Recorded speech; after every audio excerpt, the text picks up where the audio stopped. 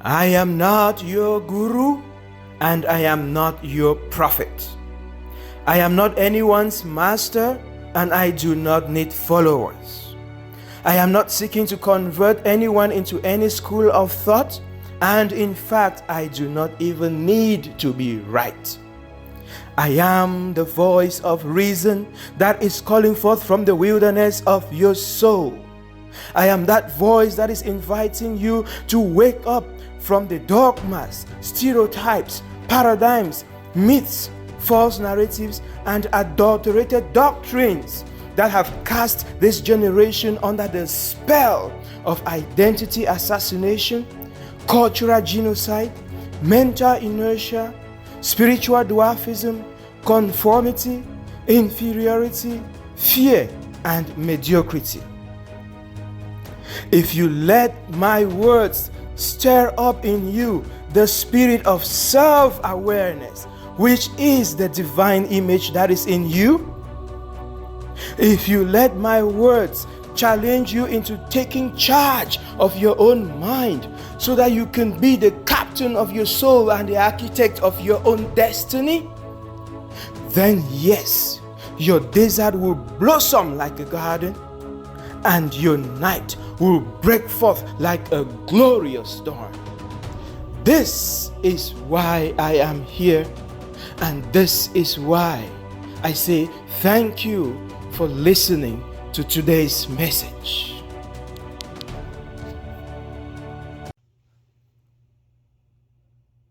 We are now in a generation where some people have branded themselves as prophets, and we now assume that we are supposed to be prophet followers. We take it for granted that when somebody calls themselves a prophet, it means that God has sent them, God has anointed them, and God has favored them, God has empowered them, God has elevated them, to be bearers of his message and workers of miracles among us. Whether or not the gift of prophecy is relevant in the post-Jesus era, we can discuss that some other time. Whether or not the prophets are actually revealing the mind of God to the people, we will discuss that some other time. Today, I would like us to reflect on what this prophecy itself is, what the gift of prophecy or the act of prophesying, what it really is, and what our role in it is. Before we get into that, I wonder how many of you have heard of Nostradamus. If you've not heard of Nostradamus, go and Google him, and you will see that there is no modern day prophet who can match that man's performance when it comes to prophecy. And he lived way, way long before this Pentecostal era. And why did I bring that up? Because whether you are in Christian circles, or you are in Muslim circles, or you are in Hindu circles, or you are in Native American circles, or you are in Native African circles, or you are in scientific circles, no matter where you find yourself on earth, you will find people with the gift of prophecy. So rather than call it the gift of prophecy, I would prefer we call it by its real name. It's called divination. And divination is actually the phenomenon that we know in science as clairvoyance, clairaudience, and remote viewing. Those three phenomena put together, those are the three abilities that diviners have. So whenever you hear the word prophet, the reason why you get emotional about it is because that is how Some people have packaged it and created a whole movement around it. And most of those who are following prophets are glued to these prophets. They have a hypnotic entanglement with these prophets. But like I said, the real English word is divination. So you'll find diviners in every sector of human life and in every religious community in the world. In my native culture, those who have the natural gift of divination are called nkumsis. And there's an entire traditional institution created for them in which they congregate and, harness their gifts and use these gifts in service of the community. So I am more sympathetic towards people who are born with an extrasensory perception than people who acquire extrasensory perception through doubtful means. What do I mean by doubtful means? You have a classmate that was your benchmate throughout secondary school and maybe university. You graduated. You were job hunting together. Maybe you went your separate ways. After some time, you hear this guy has reappeared from Nigeria and he's a prophet. It is true that you can train yourself to awaken your extrasensory perceptions. Like I did an elaborate presentation on this in one of my videos. You can go back and watch where I outlined 11 superpowers that human beings have and that human beings can awaken and manifest at will. Because at the end of the day, like I keep saying, all power belongs to God, but God has blessed humans with the gift of free will. It is through free will that God orchestrates his universe.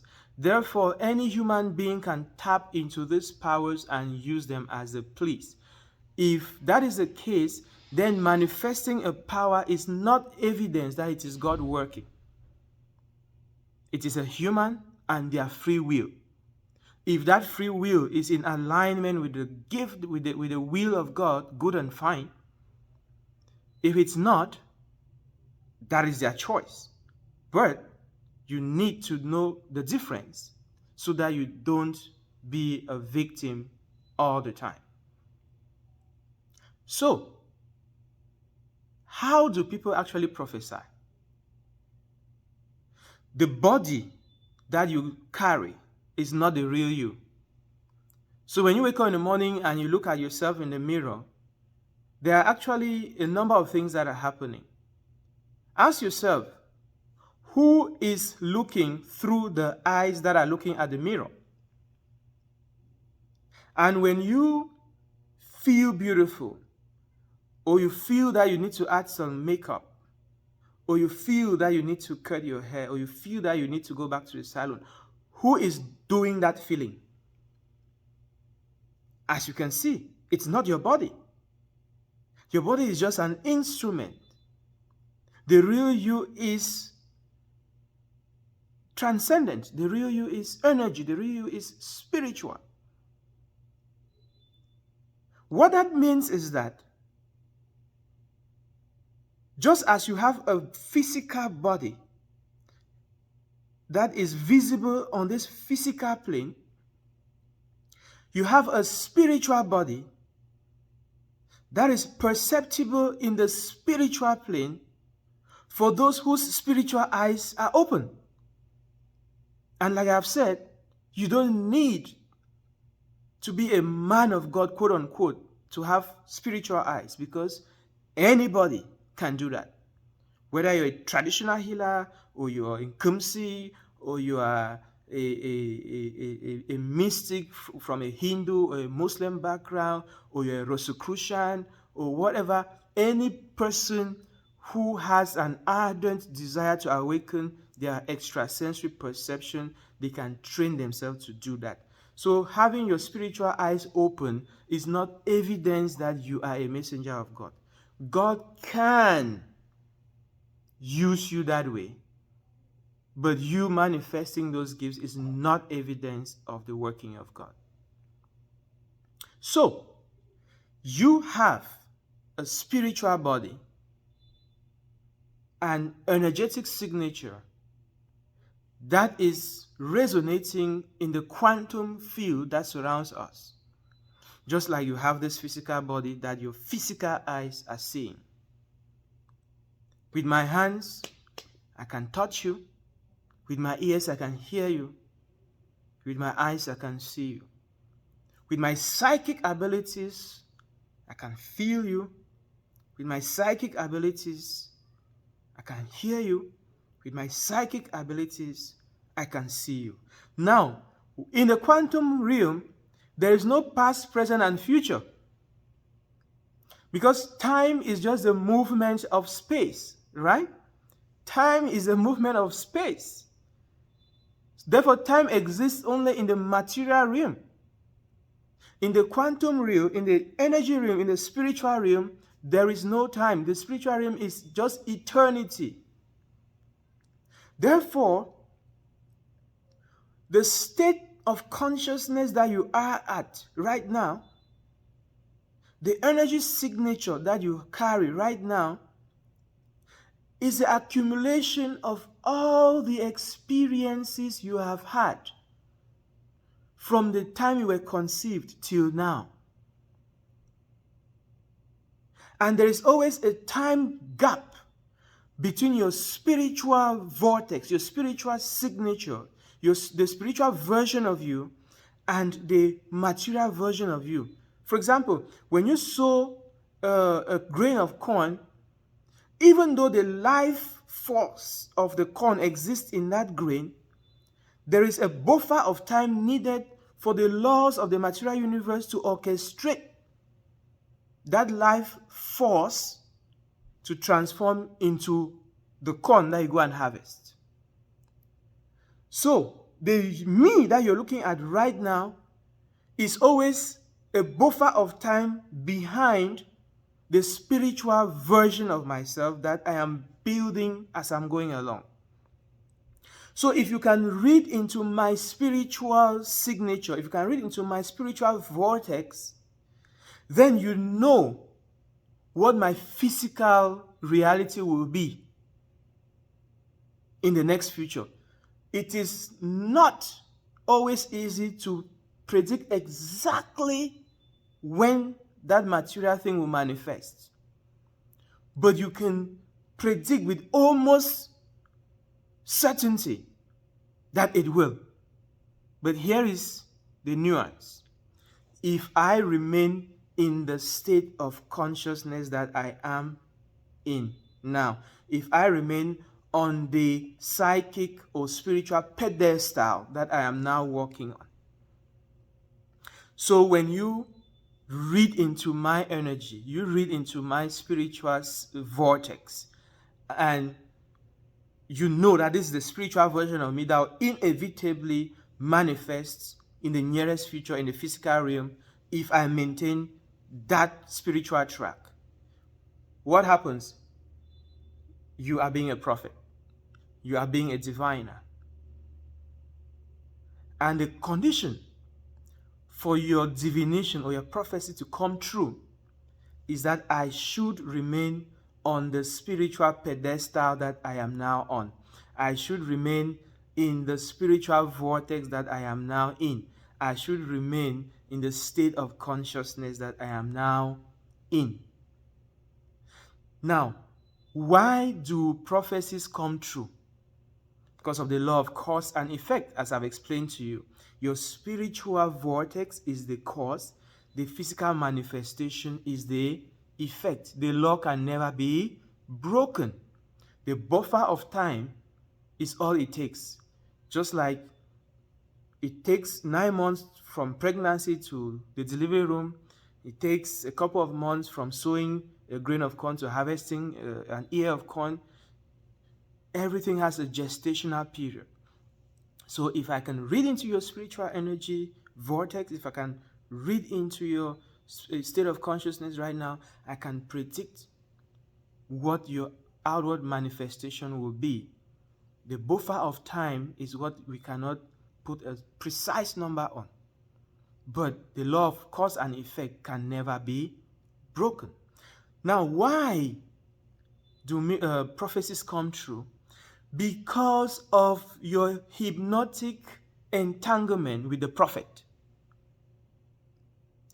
When we were talking about healing, we examined the belief factor, the faith factor on the side of the recipient. It's the same thing with prophecies. If your ex-girlfriend told you that you would become a millionaire tomorrow, you would say she's crazy. Anyway, that's why you people broke up. She's crazy. And you go your way.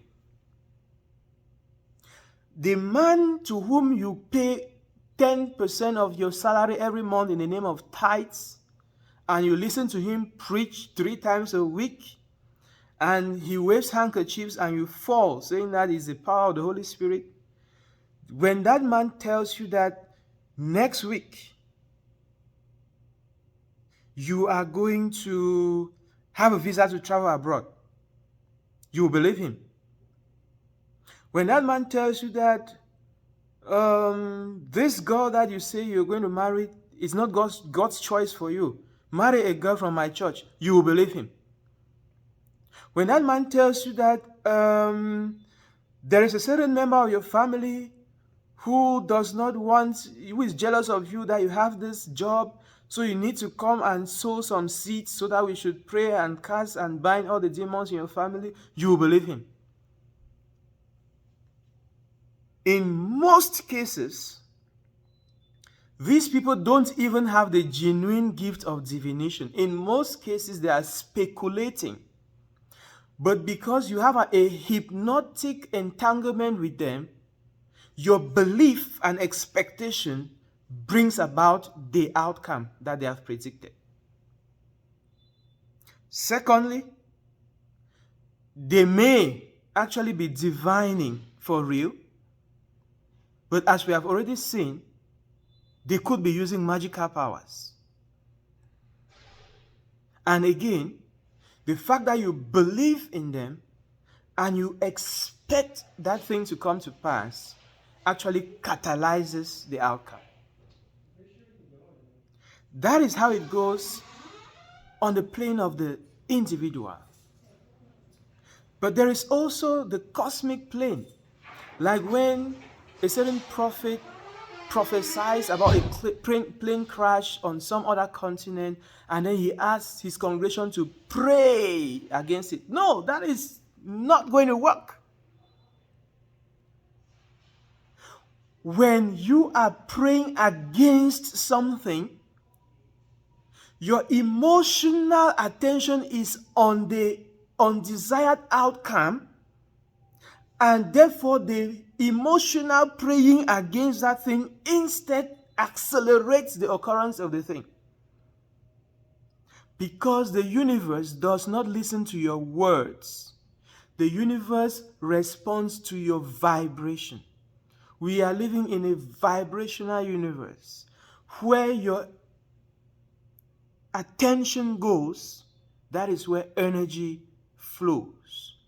In quantum language, we will say that you are the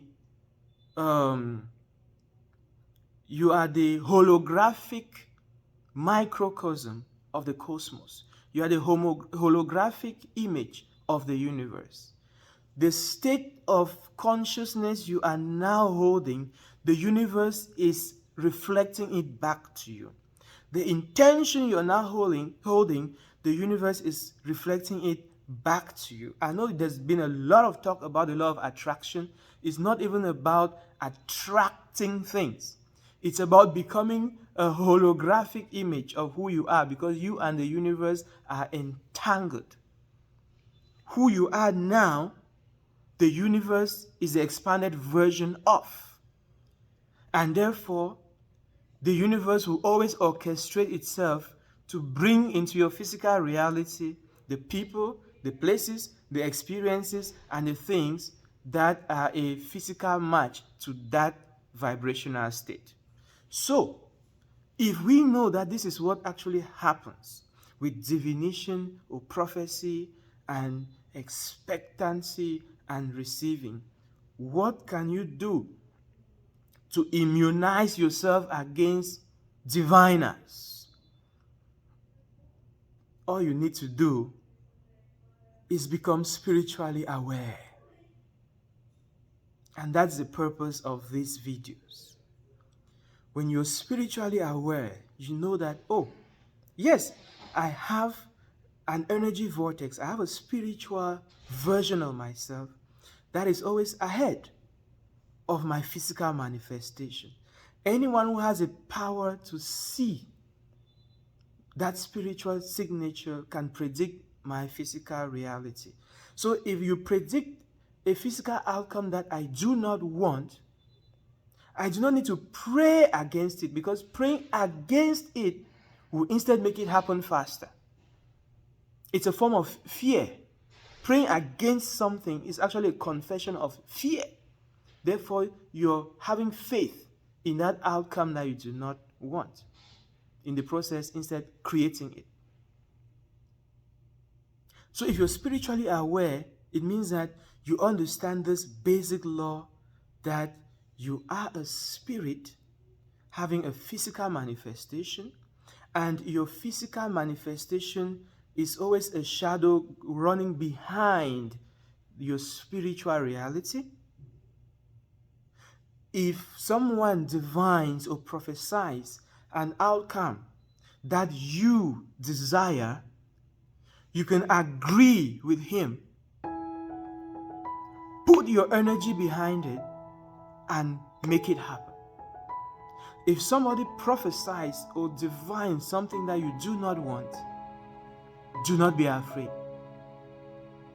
Take a step back and remind yourself that there's a buffer of time between the spiritual signature that is casting that future shadow and the power of intention that I have now to change that vibration. Just look at the wave.